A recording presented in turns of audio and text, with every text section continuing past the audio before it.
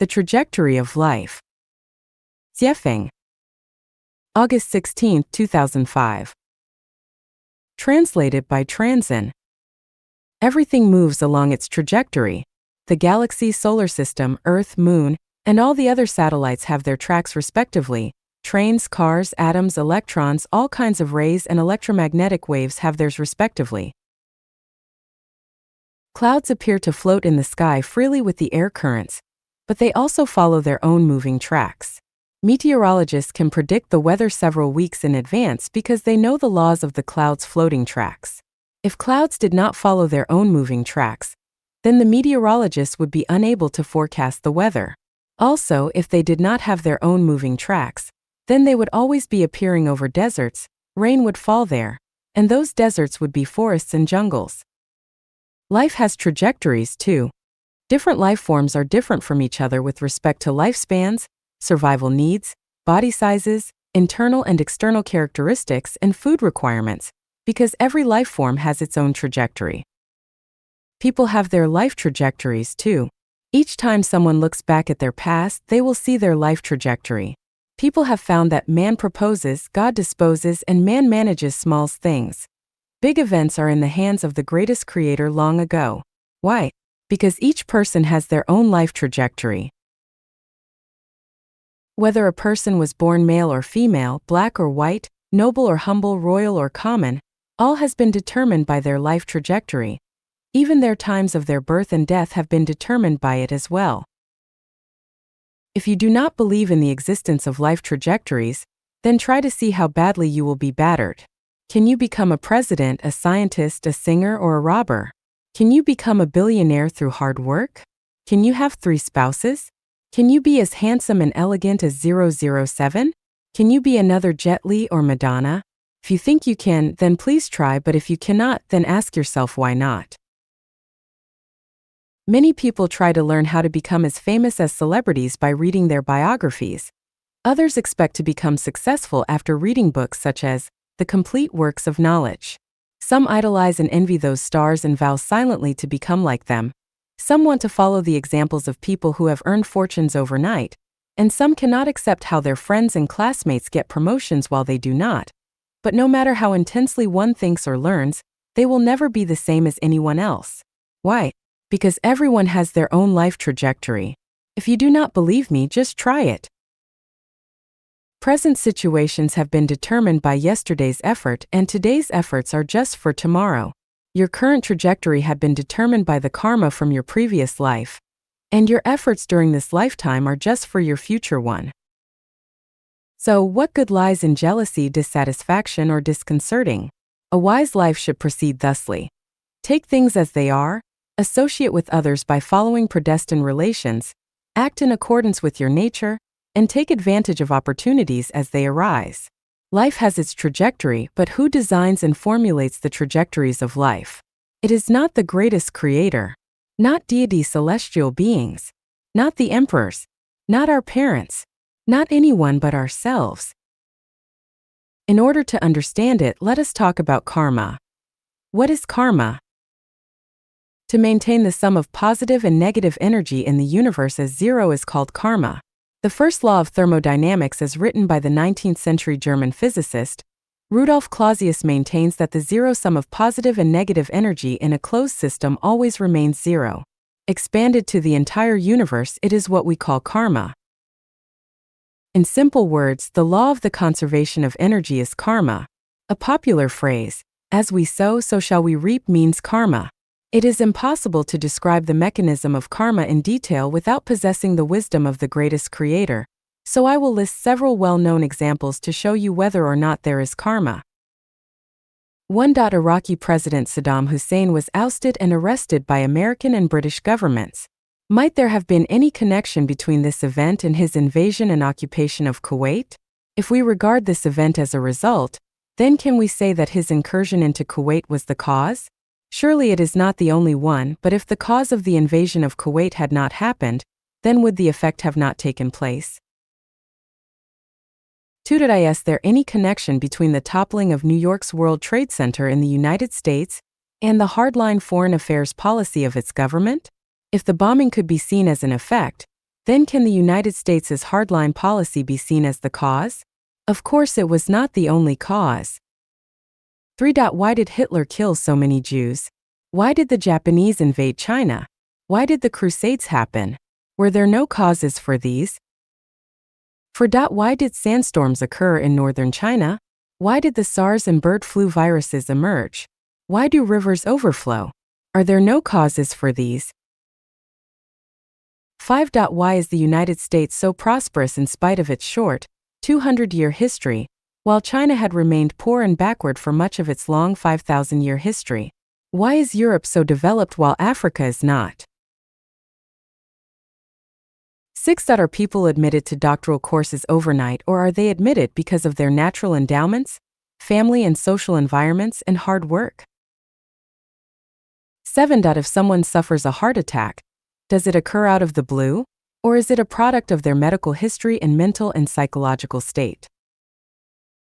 8. Could somebody feel a sudden headache, stomach ache, or angina attack without any reason?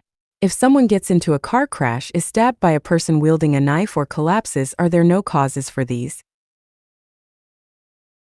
9. Some people are able to stay in 5-star hotels, while others can only lodge in cheap inns or even sleep on the streets. Are there no reasons? Some people are born into wealthy families and some are born into poverty. Are there no reasons for this?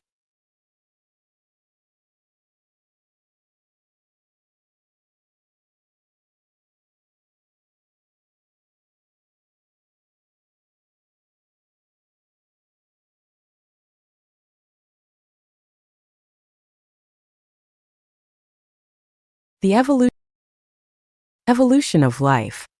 Jiefeng. August 16, 2005.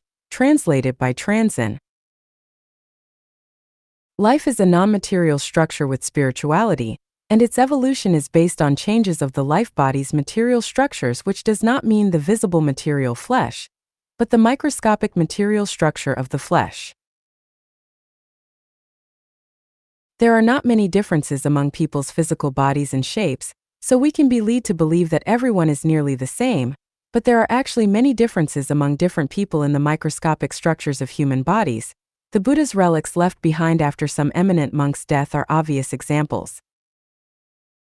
We cannot see the tiny changes of these microscopic material structures because the motion and changes of the microscopic world cannot be seen directly and clearly. If we judge the subtle changes of life structures by our experiences and cognitions in our daily lives, then we can never understand the evolution of life. The evolution of life is a gradual changing process. Without gradual changes, the motions and changes of material does not exist at all. Everything is changing constantly, and as long as these changes continue, the microscopic structures of the materials will keep evolving. The gains and losses of the electrons in atoms generate the disintegration and recombination of molecules. All the changes of material microscopic structures need effects from either internal or external forces. Applying this law to people, the internal force is the mental activity or the thinking and conscious activities such as the psychological activity caused by the 7 emotions and 6 sensory pleasures of joy, anger, grief, depression, and the others, and the external force might be sunshine, sound waves, magnetic forces, heat, coldness, and others. There are specific corresponding motion states between any pair of molecules. Some molecules such as limestone and water react violently to each other, but others such as water and oil are not nearly reactive. This means that all the motions and changes of matter have to observe their laws. A lustful man's blood will surge, his heartbeat will accelerate, his palms will sweat, and his speech will become uncoordinated when he sees a sexy, underclad woman. However, his body will not produce any such reaction from seeing a pig, not even a sexy one that is lactating. Life's evolution progresses in the following ways. In the case of people, as long as there are small movements of internal and external forces, human bodies are likely to produce corresponding changes of composition and decomposition at the microscopic level. Then, after those changes, their corresponding life non-material structures will change accordingly. The tiny changes of non-material structures represent the evolution of life. When these tiny advances accumulate to a certain amount and reach saturated conditions, Then the non-material structure of the whole life will reach a stable state on another level, and then another life structure will begin to evolve. One example is that when the atomic structure of a person obtains electrons continually and the amount eventually reaches 900, added to their intrinsic 100, their non-material structure as person will disintegrate and they will have taken a qualitative leap and attained the non-material structure of a celestial being. At this very moment, they will have reached death as a human being but be born as a celestial being. Another example is when the atomic structure of a person continually loses electrons. We can suppose that they lose 6 electrons for publicizing ghosts and monsters and polluting people's spirituality, 4 electrons for concocting various pretexts to force someone to bribe, 3 electrons for taking pleasure in other people's misfortune and ruining their success, 2 electrons for destroying mountains and woodlands, digging grasses and filling ponds, 2 electrons for passing the buck to self-hold and shift their misfortune onto others, 1 electron for envying others' honor and high status and expecting others of falling in bad luck, and finally 1 electron for beating their spouse and nagging their sons and breaching etiquette toward elder family members. At this point they will have lost 19 electrons in total. The number of their electrons remaining will only be 81. 100 minus 19 is equal to 81. At this moment, the structure of their life will be approaching that of a dog, and if they lose 1 more electron, then they will die immediately and reincarnate as one because their life structure as a human being will have degraded to that level, and they will no longer be able to exist as a person. This is why some people die suddenly in their youth, others die suddenly in car accidents, and still others die suddenly from heart attacks. Their number of electrons reaches the number of a higher or lower life structure at that moment, and they, in whatever way, have to begin a new life journey. Some aged people suffer for prolonged periods of time with illnesses in beds. This is because their number of electrons is changing too slowly, and in such situations they should not linger in the human world, but try to start their new journey ASAP. The bad solution would be to curse others, blaspheme the gods and Buddha, and abuse children. The good solution would be to wish for world peace, pray for everyone could live a happy and blessing life. May those who used to hurt them enjoy happy futures, and long to go to the Elysium world themselves.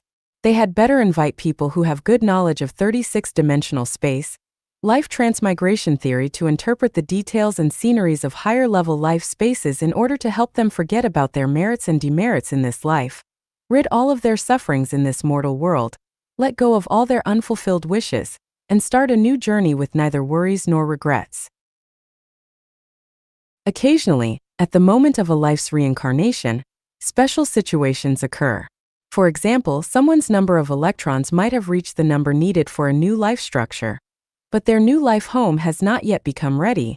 They have to put up with it and wait temporarily, usually for less than a month. This is just like a person who wants to move, but their new house is not ready to accommodate them, so they have to remain in their old one for a short time. Where is the new residence?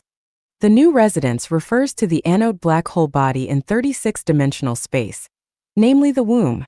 When a fetus enters into the womb, it becomes a new residence. From time immemorial, people have always thought of fetuses as lives, but they are actually not. Fetuses are just residences, not lives. Fetuses will not be lives until a reincarnated life enters into this residence, through a space tunnel in 36-dimensional space. Generally speaking, a fetus will have life within only a few days before the baby is born, but some fetuses will be born a few days later than the expected date of childbirth because no life has entered into this residence quite yet. The number of humans on the earth is increasing quickly because the number of animals is decreasing proportionally. A large number of animals that have been killed by people have made great contributions to humans and have accumulated merits and virtues.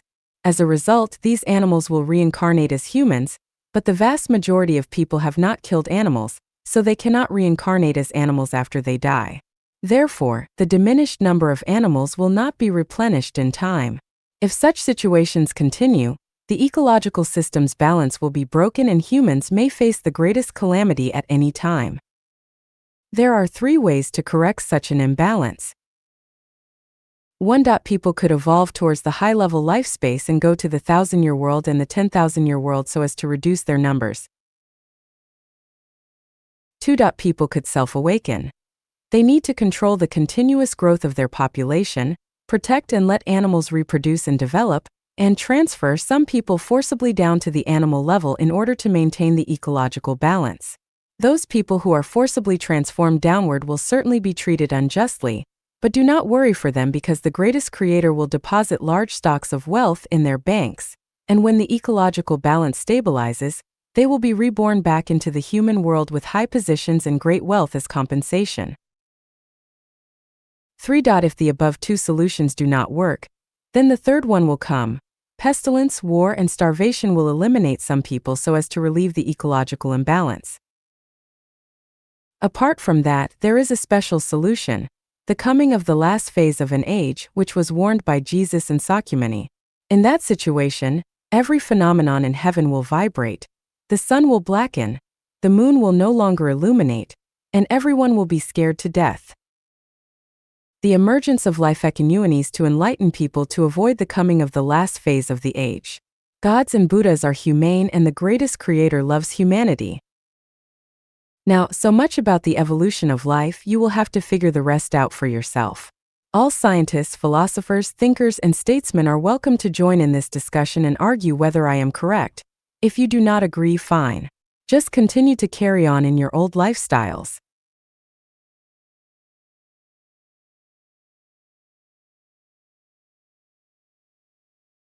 生命的价值和意义 The value and meaning of life. Jiefeng. May 18, 2011, translated by Treasure. Life is co-substantiated by life, but each are different entities. Life is only a single journey of life in the mortal world, but life exists eternally. The former can end at any time, but the later will continue on. A life may appear as a horse in the animal world in one life, then as a person in another, and then as a celestial being in the 10,000-year world in a third. It is like a person changing their clothes to meet changing weather conditions or the fashions of the times. Those different clothes are like different lives, and the person's body is like a life. The wild grasses grow in the fields lushly. They flourish in the spring and wither in the autumn each year. The wildfire can never burn them out because they will thrive when spring breeze blowing. Flourishing once and withering once is the life of grass, but as that life ends and then spring's warmth looms, their next life begins in a never-ending cycle, while life and growth continue endlessly. Why is grass endless? Because grass life exists eternally. People have many lives. This one, all the ones before, and all the ones still to come, just as grass grows in spring and summer, withers in autumn and winter, has done so for countless seasons, and will continue to do so for countless more. The essence of life is a non-material structure with spirituality which is invisible, untouchable, and illustrates itself through life. This is like the essentialities, forms, and use of Tao. We cannot see Tao because it is a non-material existence, but we can know that all things in the universe are its manifestations through the images of the world and the use of all things.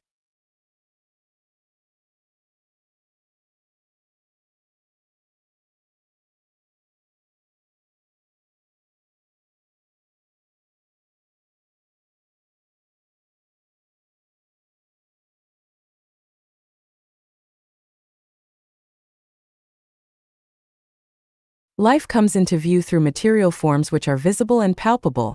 All plants, animals, and people on earth are visible and touchable lives. Life can also exist in non-material forms which are invisible, untouchable, and are in the non-material world, such as ghosts in the underworld, gods and Buddha in the Elysium world, and super-celestial beings from the Elysium Celestial Islands continent. All these are spiritual forms. It is just like people who appear in the material world as flesh and blood, but also in the non-material world, such as dreamland, in the form of spirits. Although the essence of life is a non-material structure with spirituality, it is difficult for people to understand it. We can view lives as souls and souls as lives. What are souls? They are consciousnesses wandering in the boundless ocean of psyche. We can simplify lives as consciousnesses to make them easier to understand. That is to say, lives are consciousnesses since the states of consciousnesses determine the existence form of lives and living environments. When a state of consciousness of a life is a pig, it lives in the livestock world in the form of a pig. When the state of consciousness of a life is a person, it appears in the material world in the form of a human being. When the state of consciousness of a life is a celestial, it appears in the form of a celestial being in the environment such as the 1,000-year world, the 10,000-year world, or the Elysium Celestial Islands continent. When the state of consciousness of a life is a god, it appears in the non-material world in the form of God. Why did Sun Wukong in Journey to the West have 72 changes in avatar? Because he had mastered the mystery of making consciousnesses change at will. As his consciousness changed, his form of life changed with it. Lives are hierarchical. Some belong to higher levels of life while others belong to lower levels. For example, flying birds are higher levels than insects. Animals are higher levels than plants.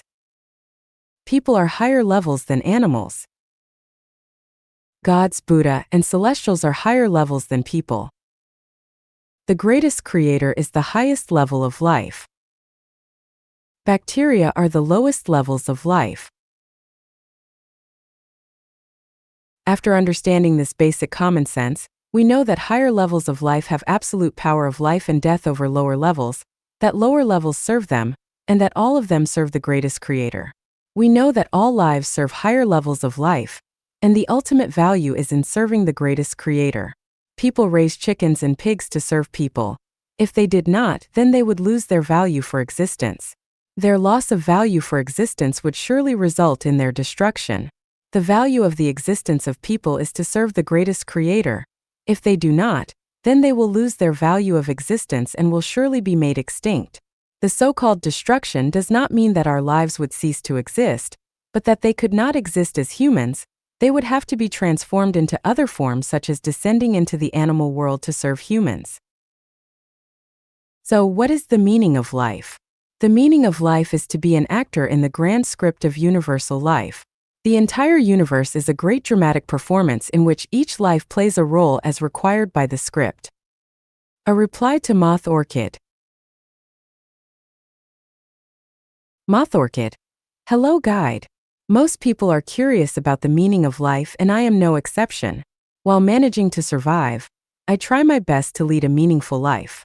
I fully understand and agree with your advice about paying off my debts and ending my worldly ties during this life, but I would like to know, in addition to that, whether everyone has any other meaning in their life or a mission to improve their souls. How do I find out and understand it correctly? Guide, as an individual life, your life is not only an inevitable role to play in the big script, but it also has many plays within the big play as well, such as writing a script of life by yourself, being a director and an actor, marrying and having children, running a company, and so on. Those are the other meanings of life that you asked about. As for the mission of improving your soul, you cannot perceive this. Only higher levels of life know it. For example, Life-Genuine Celestials did not originally know their mission to sublimate their souls. They learned that only when they became Chanyuan Celestials. The best way to find and understand other meanings to your life and your mission to improve your soul correctly is to listen to the teaching and guidance of gods, Buddhas, celestial beings, and saints, and letting higher-level lives guide your way. Generally speaking, it is very difficult to realize it by yourself. Moth Orchid. As for you, would your life trajectory have been different were it not for the experience of your curious car accident? Would your life trajectory be very different now? If these changes had not occurred, would the meaning and value of the life you pursue be different? I wonder what the significance of the help and guidance that you provide to others is to yourself. Assuming that your values and views on life were different before and after the car accident, how have they respectively affected your soul? Guide. Without that car accident, there would be no Life-Genuine, and I would not have become the guide to life and life. I might have become the president of a company, in which case the trajectory of my life would be completely different. I would be pursuing money rather than to be reaping the ripe crops and ushering in the Life-Genuine era for humans, not serving for the whole of mankind and all lives, but serving for a nuclear family and glorifying my ancestors. The value and meaning of my life would be totally different. The value and significance of what I do now, and what I do to help and guide you, is to be rewarded as a super celestial being, and to live on Barikia Island in the Elysium Celestial Islands continent. That car accident was the watershed of my life, and the turning point of my life channel. Before the accident, I was confused. I knew neither where I came from nor where I was going. I only knew to keep myself busy with survival.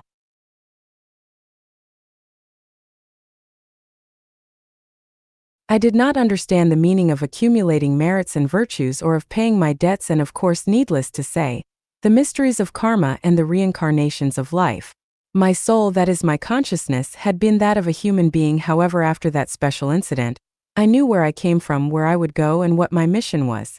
My life has become quite distinct and clear. My soul, that is my consciousness, first restored my memory of the 1,000-year world, and I gradually took on the soul of a super-celestial being from the Elysium Celestial Islands continent. Moth Orchid. One more question. I can enter into the non-material world in my dreams. Is there any way for me to let my consciousness enter into the non-material world freely when I am awake? Guide: yes, by the method of being free from the mortal body in meditation.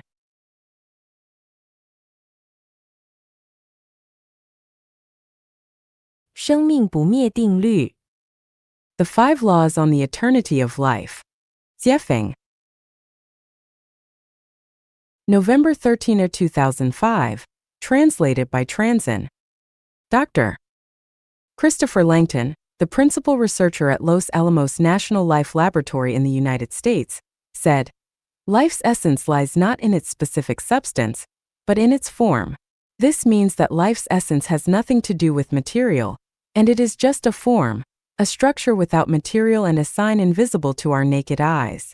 Genes, the building blocks of life, seen as the human genome with scientific instruments, is actually not life's essence, but only the expression of a sealed book of life. This is why people can make spaceships but not even make an ant. It is not completely right to say that the essence of life lies in its form, because its form is just a rigid structure, but life itself is movable with spirituality and consciousness. Therefore, a life is a non-material structure with spirituality. At present, we must understand how these non-material structures with spirituality come into being and how they are born. If lives are material structures, then all the things produced by people such as bicycles, clothes, desks, toothbrushes, pencils, and so on are also lives. Obviously, lives are absolutely not material structures, but non-material structures, and therefore only those who understand the whole of non-material world can create them. For humans, creating the non-material structure is the hardest nut to crack, but for those who understand the non-material world, it is just a piece of cake. The problem is that life cannot be spiritual with only non-material structures, because they must possess spirituality. However, where can we get the spirituality? For the masses, this is an easy question to answer. They will say, it comes naturally, or it originates from evolution. If you ask further, what is nature and how can it come naturally? Life is a non-material structure with spirituality, but how do they evolve by themselves? Those people with shaking heads and angry eyes would say, naturally means naturally, and evolution means to evolve step by step. If you go on further, they will become very impatient and say that we are taking unnecessary pains to study an insoluble question. You can visit http://www.lifechanyuan.com to search and browse my critical articles about the theory of evolution. Now we have to ask the questions. What is the universe and why does it exist? In time and space of the universe, we learned that the universe exists as order and remains relatively stable with the total sum of negative and positive energy, always equaling 0. What is this order used for? If we ask what political order is for, what is the purpose of the legal and administrative order established by people, the answer must be that it is a social order established with the aim of serving mankind. Then what is the order of the universe used for? I have discussed this very clearly in different sections of Chanyuan Corpus and Jiefeng Corpus. The universe is designed to serve life. If either perishes, then so will the other. Therefore, as long as the universe exists, life will continue. This is a basic law.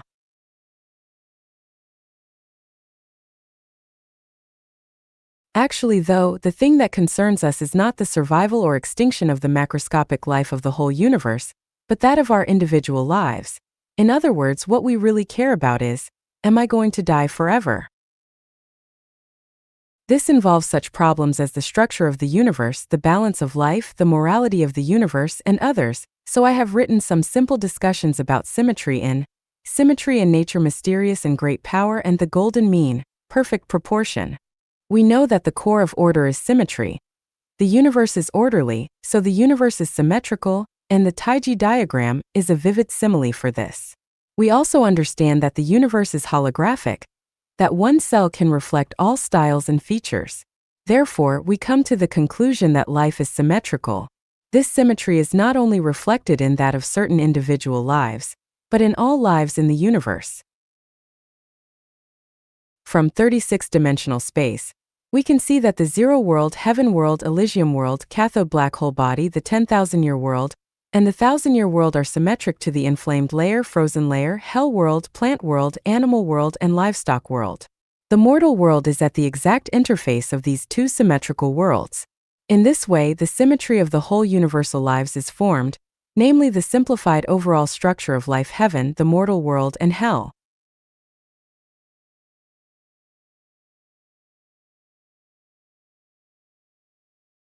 The universe has universal morality. Once it is reflected in any individual life, it represents the evolution of that life, its transmigration and reincarnation. For example, if a person's consciousness and thinking resonates on the same frequency as the morality of the universe, then their life can evolve toward heaven, the 1,000-year world, 10,000-year world, and the Elysium world. Otherwise, their life will evolve toward hell, the hell world, inflamed layer, or the frozen layer. Of course, this is just a general version. For a specific individual life, the evolution of life is much more complex. Why is life allowed to evolve? The answer is to maintain the morality of the universe and the dynamic balance of the whole of life. When the amount of any kind of life becomes too large within a limited space, it will have breached its symmetry. That is, it will have exceeded its limit. Similarly, if the amount of a certain kind of life is too small, it will also have breached its symmetry. This is just as with an industrial corporation with hundreds of employees.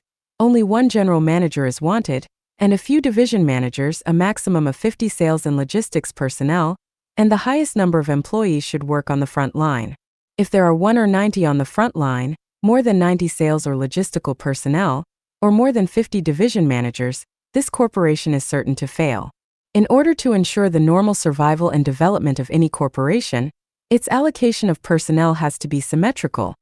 Certainly, this symmetry focuses mainly on the energy aspect rather than the quantity. The symmetry must be movable and flexible, not rigid and stiff. This is like the Earth's allocation of water.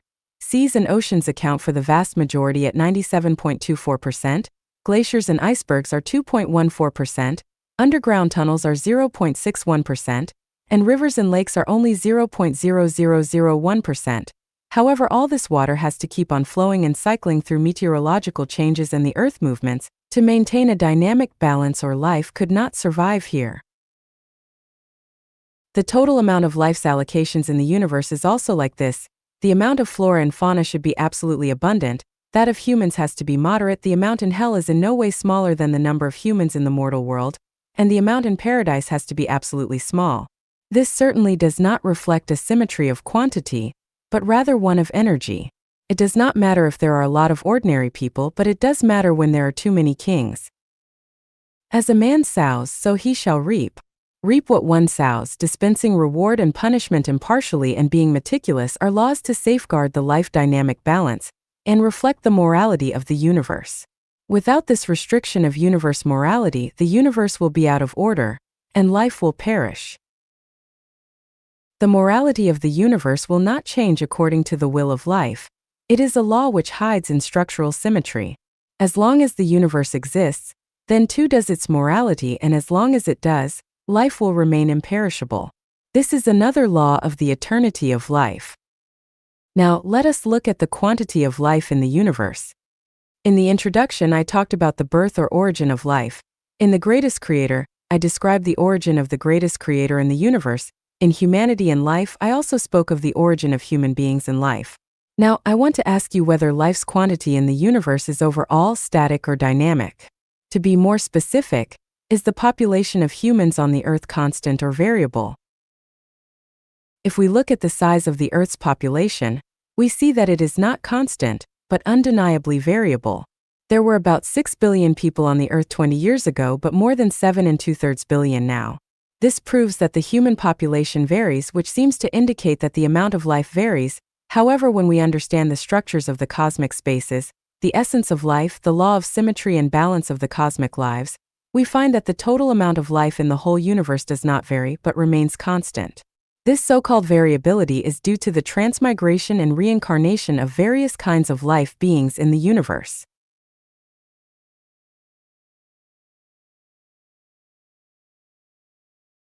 People who do not know about oceans and icebergs certainly think that river water must vary seasonally when they see that it decreases in winter but increases in summer. However, people who understand about oceans, icebergs, glaciers, and weather changes understand that the total amount of water on the Earth is constant and never varies. The river with less water in winter does not tell us that the total amount of water on the Earth has decreased, nor does its increase in summer and autumn mean that the extra water comes from nowhere. It happens because water is brought from other places by the movement of the Earth and the changes of the weather. Things decrease in some places but increase in others. Things with one nature increase as those with another decrease. The universe as a whole is constant. What changes is its form. The total amount of energy is constant whether the universe is expanding or shrinking. Otherwise, the law of the conservation of matter that we learned as young children would be violated. Once we understand that the universe is constant and that the total amount of water on the Earth is also constant, we will know that the total amount of life in the universe is also constant. The so-called change is a change of life's form or expression, but not a change of its quantity.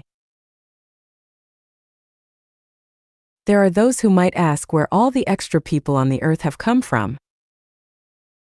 Those extra people have transmigrated and reincarnated from heaven, hell, animals, and plants. Have you not noticed that while the human population has increased, animal populations have decreased? The lost animals have morphed into humans. This is unimaginable. How can it be? Is this not far-fetched nonsense? In order to understand this, we must understand the essence of life. In my introduction, we discussed the achievement of Dr. Langdon. The essence of life lies not in its specific substance, but in its form, and then we reached a further understanding that life is a non-material structure with spirituality. Material forms are not the essence of life. People are different from animals in terms of their life forms, but they are the same in terms of their essences, their non-material structures. The only differences are their structural forms. I hope we can all agree that gorillas are not humans but only animals. However, in light of their life structures, the difference between gorillas and humans is only 0.1%. With a random comparison between rabbits, sheep, and humans, the differences between their structures is less than 0.2%. There are very few differences among the structures of Jesus, Sakyamuni, Laozi, saints, and ordinary people, but those tiny differences are enough to make huge differences in their lives' spiritual qualities. Therefore, when we say that many animals have moved on to become humans, we cannot judge them by their forms, but recognize the essences behind those forms.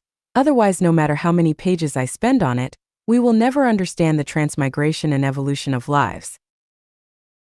So, according to that transmigration and evolution of life, it is imperishable, and this is another law about the eternal nature of life. Please refer to the evolution of life.